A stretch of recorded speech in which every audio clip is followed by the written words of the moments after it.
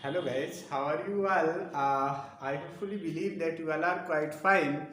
And here I warmly welcome all of you in this video.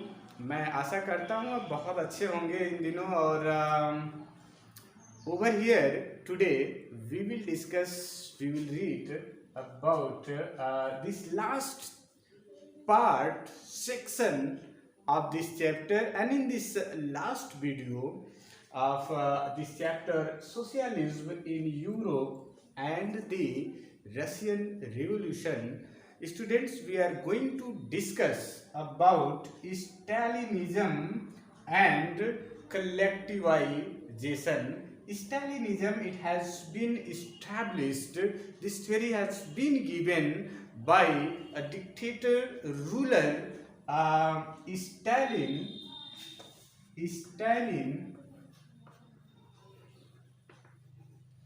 who ruled over Russia after death of the Vladimir Lenin के death के बाद Stalin ने कार्यभार संभाला था रसिया का, रूस का, and Stalin has given theory of socialism along with collectivization.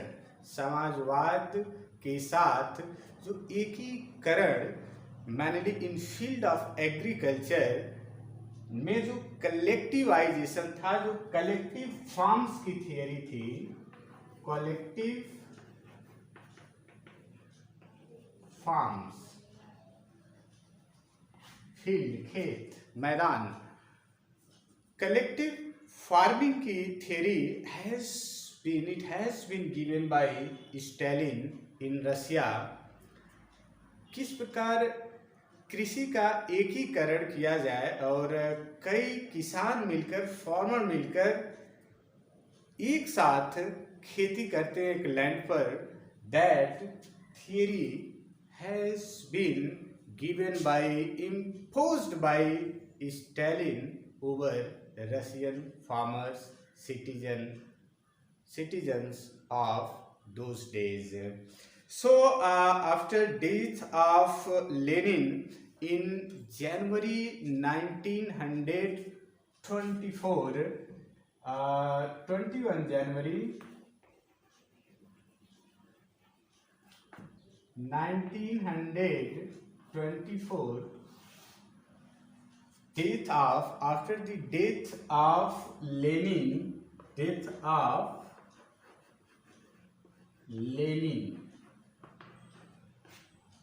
which we know as Vladimir Lenin, who established Bolshevik party and who ruled over Russia as the ruler of Russia. And after his death, Stalin came in power.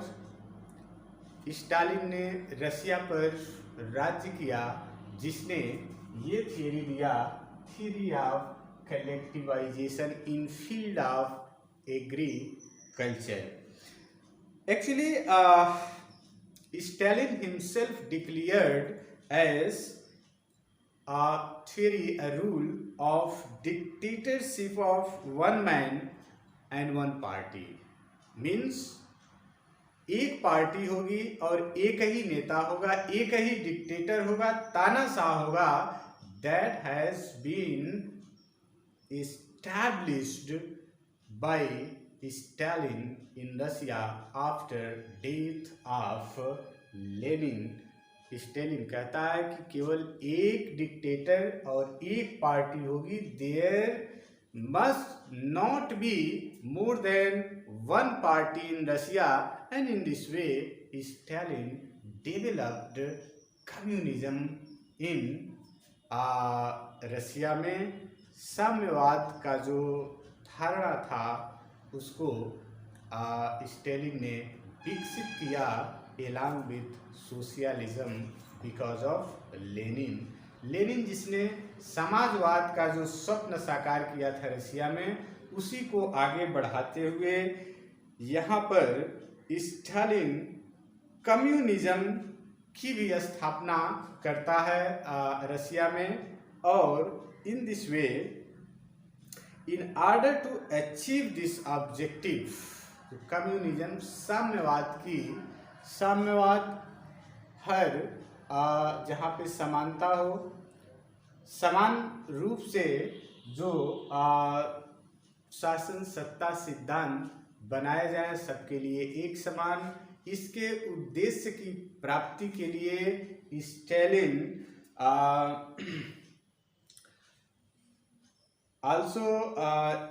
Stalin achieve this objective.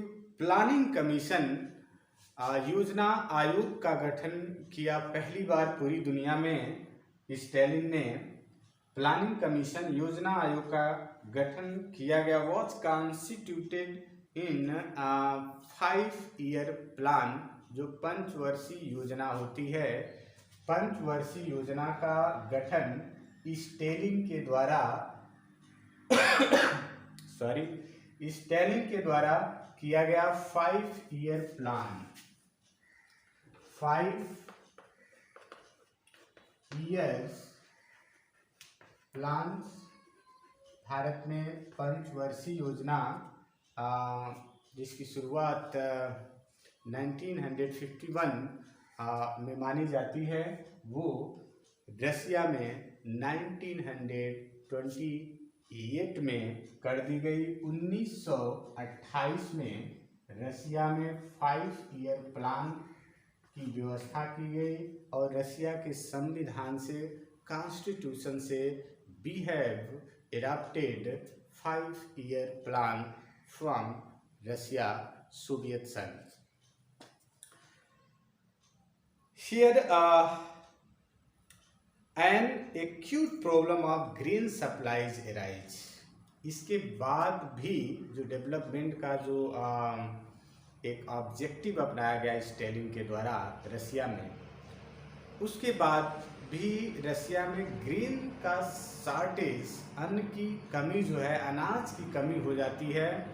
और due to 1927 and 1928, 1927 से 1928 के मध्य अनाज की जब कमी होती है, then Stalin को ऐसा लगता है कि हमारे इस प्लानिंग के बाद, हमारी योजनाओं के बाद भी शॉर्टेज हो रहा है देश में, अनाज की कमी आखिर क्यों पड़ रही है। इसके लिए उसने एक मिशन बनाया, एक ऐसी योजना बनाया कि किसानों के बीच जाकर के जो है ये देखा जाए, फार्मर्स के बीच विलेजेस में जाया जाए, टाउन्स में जाया जाए और देखा जाए कि आखिर क्या कारण है कि अनाज की कमी होती है। जब इसका इंस्पेक्शन कराया जाता है स्टालिन के द्वारा, तो पाया जाता है कि जो कुलकाज हैं, कुलकाज यानी वेल टू डू फार्मर्स, जो बहुत अच्छे किसान हैं, जो वेल्दीएस्ट फार्मर हैं, उनको कहा जाता है कुलकाज।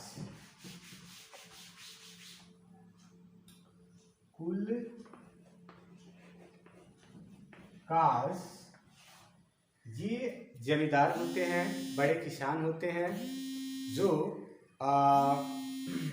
कुलकाज लैंड पर, जमीन पे जो काम करते हैं, अपने अनाज को सेल करने में वो जो प्राइस है उसको लेकर काफ़ी चिंतित हो जाते हैं, क्योंकि price has been fixed by government के द्वारा प्राइस फिक्स कर दी गई है। इसलिए इन्होंने अनाज का जो कलेक्शन किया था कि जब इसका बाजार में प्राइस इंक्रीज होगा, बढ़ेगा, तो हम सेल करेंगे। इस तरह की स्थिति भी सामने थी। दूसरी तरफ जो छोटे किसान थे, जो छोटे फार्मर्स थे, उनकी जो फार्मिंग थी, it was affected due to lack of proper system and technology they were unable to use. इसके कारण भी अनाज का शॉर्टेज हो रहा था। देन स्टालिन ने कलेक्टिवाइजेशन का सिस्टम लाया कि अब जो छोटे किसान हैं, जो छोटे छोटे टुकड़ों पर, भूमि के टुकड़ों पर, लैंड पर खेती करते हैं, उन सबको ज्वाइंट कर दिया जाए। अर्थात उनको जो है उनके लैंड का कलेक्शन करके जो है लैंड के छोटे छोटे जो टुकड़े हैं इसका कलेक्शन करके सबको एक दूसरे के साथ इंटर कनेक्टेड कर दिया जाए और जो भी किसान हैं फार्मर्स हैं वो इस लैंड के लिए एक साथ मिलकर काम करें और जो प्रॉफिट आएगा आफ्टर ऑल उसको सब में शेयर कर दिया जाएगा, बांट दिया जाएगा। इट हैज़ बीन लॉन्च्ड और we can say imposed by Stalin in Russia over Russian farmers. ये व्यवस्था की गई और यही है कलेक्टिवाइजेशन। लैंड का जो कलेक्टिव फार्म्स बनाया गया, रूप दिया गया और जिसमें अब यहाँ कई किसान जो है काम करते हैं एक साथ और उससे जो प्रॉफिट आता है, जो उनके अनाज ग्रेन को शेयर करके जो बेनिफिट है उसको वो आपस में शेयर कर लेते हैं। सो स्टूडेंट्स, ये था कलेक्टिवाइजेशन बाय स्टालिन और यही जो कुलकाज है, जो वेल टू डू किसान कहे जाते हैं, फार्मर्स से लैंडलॉर्ड, वो अब जब इनके साथ ये सारे छोटे किसान काम करने लगते हैं, छोटे छोटे टुकड़ों को इकट्ठा कर दिया जाता है, एक साथ कलेक्टिव फार्मिंग की जाती है, उनको कुलखोज कहा जाता है। कुलखोज नाम दिया जाता है। So over here students, we have completed this chapter, second chapter of history, socialism in Europe and the Russian Revolution. All important topics have been covered by us. Thank you all of you. Thanks.